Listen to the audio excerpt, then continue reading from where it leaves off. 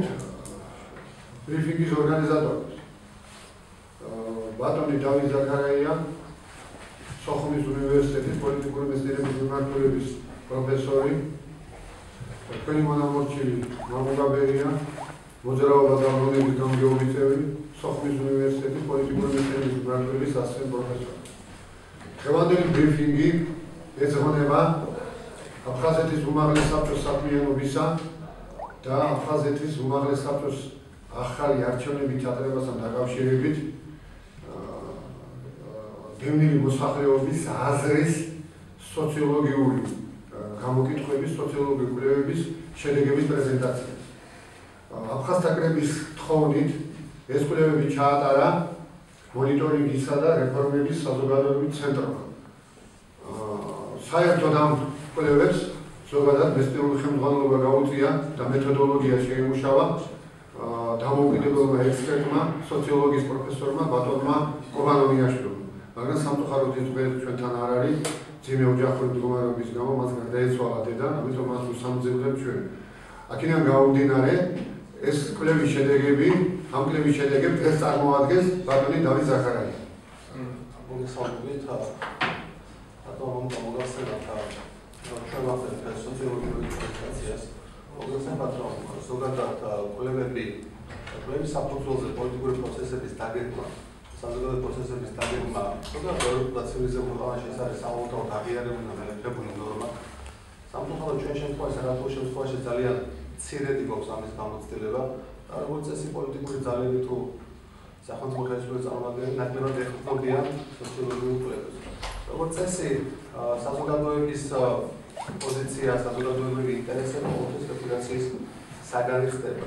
ამიტომ ჩვენ შევეცადეთ რომ თავი აგვეძებინა მსგავსი ტრადიციისათვის მინდოდა უშუალოდ დევნილებისაგან გაგვიგო თუ რა პოზიცია და რა ინტერესები გააჩნიათ მათ, რა ხედვები გააჩნიათ მათ და რა მესიჯებს უგზავნიან ისინი საკუთარ ხელისუფლებას. ამიტომ ჩვენ შევეცადეთ რომ ეს საავტორო აღიარებული ასე ვთქვათ ნორმისთვის გვეცადა მიგვემართა და ჩაგვეტარებინა სოციოლოგიური კვლევა, ისაც რომ მიგიღოს ზუსტი სურათი. მოგახსენებათ სოციოლოგიური კვლევის ჩატარებას საკუთარი თავისი პრინციპები გააჩნია, მთავარია რომ მაქსიმალურად ზუსტი მონაცემები მიიღო, ამისათვის კვლევა უნდა იყოს რეპრეზენტატიული.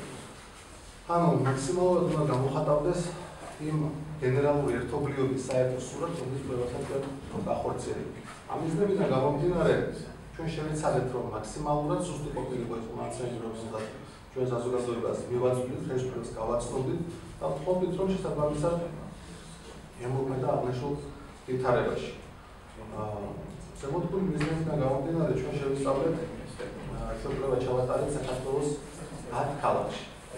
ეს არის თბილისი, რუსთავი, ბათუმი, ზუგდიდი, ფოთი, სენაკი, ჩხოროწყუ, ქუთაისი, სამტრედია, წყალტუბო. ვინაიდან დევნილები სწორედ ამ ქალაქებში არიან ძირითადად წარმოდგენილი თავისი მაღალი კვადრატი წელით. კვლევის შედეგად, რომელიც ეხმარება შემთხვევით შერჩევით პრინციპს, გამოკითხული იქნა სულ 1280 დევნილი. მიღებული შედეგები ვფიქრობ, რომ ყველაფერზე თავად მეტყველებს და ასე ვთქვათ, სრულ სურათს ქმნის იმისა, თუ რამდენად ენდობიან დევნილები აფხაზეთის ხელისუფლებას, უმაღლეს საბჭოს კონკრეტულად და თვლიან თუ არა რომ ჩატარდეს აფხაზეთის უმაღლეს საბჭოში არჩევნები. მე მოგახსენებთ შედეგებს, რომელიც ჩვენ მივიღეთ კვლევის შედეგად. პირველი კითხვა, კმაყოფილი ხართ თუ არა აფხაზეთის ავტონომიური რესპუბლიკის უმაღლესი საბჭოს საქმიანობით? აღნიშნულ კითხვაზე დადებითი პასუხი არის თუ არა ეს კმაყოფილი გასცა 1%-ზე ოდნავ მეტ. 1%-ზე ოდნავ მეტმა გასცა დადებითი პასუხი. უარყოფითი აფასებს აფხაზეთის უმაღლეს საბჭოს საქმიანობას 90%. დევნილების 90% მას აფასებს უარყოფითად. შემდგომი კითხვა ეხებოდა იმ გარემოებას, რომ რადგანაც საუბარია თითქოს აფხაზეთის უმაღლეს საბჭოში არჩევნები არ უნდა ჩატარდეს, თითქოს ეს რაღაცა პოლიტიკური მიზნად შეწყვეტილობიდან გამომდინარე აქვს ამას თავისი საფუძვლები. რეალურად 91 წლიდან აფხაზეთის უმაღლეს საბჭოში არჩევნები არ ჩატარებულა. ფაქტიურად აფხაზეთის უმაღლესი საბჭო აგრეთვე მეოთხედი საუკუნეა იმ შემადგენლობით არის, რომელსაც ჩვენ დღეს გვაქვს. შესაბამისად, ჩვენ დევნილებს ვკითხეთ აზრი ამასთან დაკავშირებით, ფორმულირება არის ასე. 1980 წლის შემდგომ აფხაზეთის ავტონომიური რესპუბლიკის უმაღლესი საბჭო არ არჩეულა. თვლით თუ არა, რომ ამით ირღვევა აფხაზეთის დევნილი მოქალაქეების ძირითადი კონსტიტუციური უფლება. აერჩიოს და არჩეულ იქნეს წარმომადგენლობით ორგანოში. აღნიშნულ კითხვაზე, რომ დადებითი პასუხი, ანუ რომ ირღვევა მისი უფლებები, გასცა 92%-მა ნახევარად. 92% ნახევარად გასცა დადებითი პასუხი. თulis რომ მისი უფლებები არ მიიღო მხოლოდ 2%. დაახლოებით 5%-მა თქვა რომ ამაზე პასუხის გაცემა უჭირს. მაგრამ სურათი ნათელია ფიქრობთ ხო 93% ამბობს რომ ამით უხეშად ირღვევა მისი უფლებები. და შეიძლება აფხაზეთის უცვლელ აფხაზეთის უმაღლესი საბჭოს უცვლელ შემადგენლობას ან მარადიულ შემადგენლობას საინტერესო ენდობიან თუ არა დევნილები მათ, ამიტომ ჩვენ ასე ვთქვათ შევეცადეთ რომ ეს კითხვას მათთვის დაგვესვა, ენდობი თუ არა აფხაზეთის უმაღლესი საბჭოს ამჟამინდელ შემადგენლობას. 88% აფხაზეთის ამჟამინდელ შემადგენლობას უმაღლესი საბჭოს ამჟამინდელ შემადგენლობას არ ენდობა. ენდობა მხოლოდ 1%, ცოტა მეტი, 1%. რაჩენთან არჩევნებს და დამოკიდებულებასთან დაკავშირებით დევნილებს სურთ თუ არა არჩევნები და ეს მუდმივი სპეკულაციის საგანია.